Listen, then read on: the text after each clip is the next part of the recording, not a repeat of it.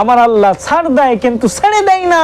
আমার রব ফেরাউনকে ধরে নাই, এমন ভাবে ধরছেন সামান্য পানি দিয়ে চুবাইয়া মারছেন। আমার আল্লাহ নমরুদকে ধরে নাই, এমন ধরা ধরছে আর ছাড়ে নাই। হামানকে আমার আল্লাহ ধরে নাই, ধরছে আর ছাড়ে নাই। কারুনকে আমার আল্লাহ ধরে নাই, এমন ধরা ধরছে আর ছাড়ে নাই। সেই আল্লাহ এখনো আছে, সেই আল্লাহর পাওয়ার বিন্দু পরিমাণও কমে নাই। আমার আল্লাহ বলেন, বান্দা আমি আল্লাহ জানি তুই বড় দুর্বল, ভয়ের কোনো কারণ নাই, টেনশনের কোনো কারণ নাই, পেরেশানির কোনো কারণ নাই। তাহাজ্জুদের নামাজে আমি আল্লাহকে একবার আল্লাহ বলে ডাকবি, দু চোখের পানি ছেড়ে দিয়ে আমি রবের কাছে দোয়া করবি, আমি রব তোর জীবনের গুনাহ মাফ করে দিব। আরে শয়তান ধোঁকা দিয়া কি করবে, আমি আল্লাহ তোরে মাফ করে দেব। কথা কি বুঝতে পারছেন? আল্লাহ সকলকে হেদায়েত দান করুক। শয়তান যতই ধোঁকা দিক, শয়তানের ধোঁকায় পড়ে, নফসের ধোঁকায় পড়ে জুলুম করতেছো, গুনাহ করতেছো, কেউ দেখার নাই, কিন্তু একবার চিন্তা করবি আমার রব আছে। যেই হালতে যা করো না কেন রে গোলাম, যেখানেই তাকাবি আমার আল্লাহ, ডানে তাকাবি আমার আল্লাহ, বামে তাকাবি আমার মালিক, আসমানে তাকাবি আমার আল্লাহ, জমিনে তাকাবি আমার আল্লাহ, সব জায়গাতেই আমার মালিক। মাদ্রাসার একজন ছাত্রকে ডাকা হলো। মাদ্রাসার সভাপতি, মাদ্রাসার প্রিন্সিপাল দুজনে মিলে বসছেন। বসে বলে, এই যে ছেলেটা কেমন পড়াশোনা করে? বলে আলহামদুলিল্লাহ ভালো পড়াশোনা করে। সভাপতি সাহেব ডাক দিয়া বলে, কেমন ভালো পরীক্ষা ফলাফল করছেন, তার বুদ্ধি কেমন? মাদ্রাসার মুহাতামিম ডাক দিয়া বলে, ও সভাপতি সাহেব, এই মাদ্রাসার ছেলে পুরা মাদ্রাসার ভিতরে সবচাইতে ট্যালেন্টওয়ালা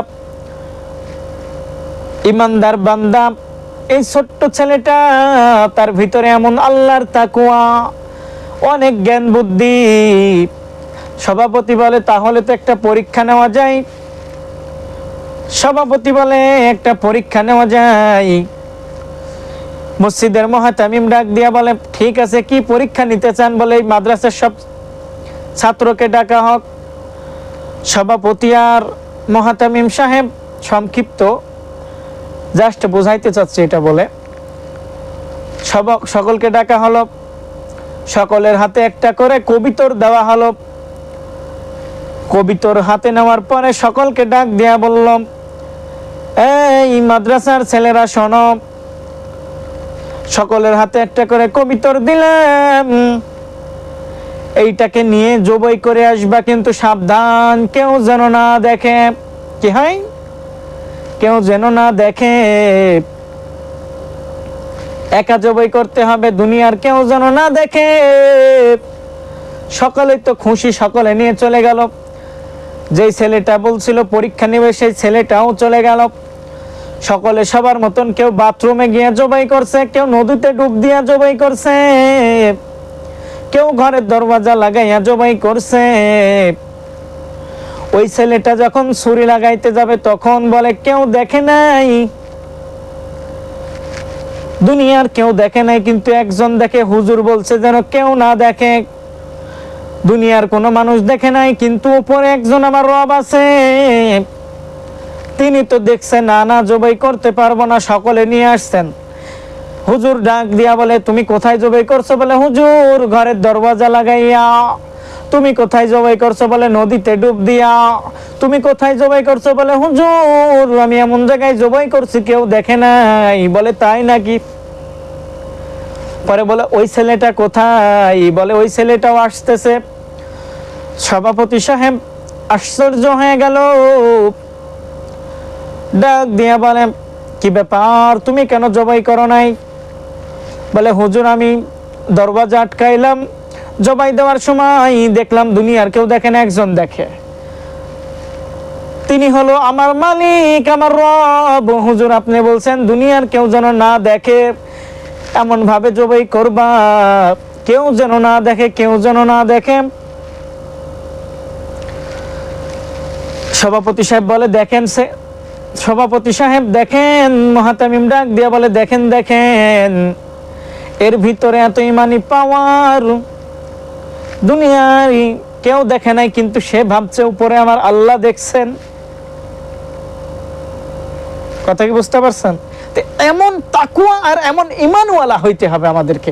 তুমি গুনাহ করতেছো দরওয়াজা লাগাইয়া, মোবাইল দিয়া গুনাহ করো, এই গোলাম দুনিয়ার কেউ দেখে না, কেউ দেখে না, উপরে আমার একমাত্র আল্লাহ দেখে।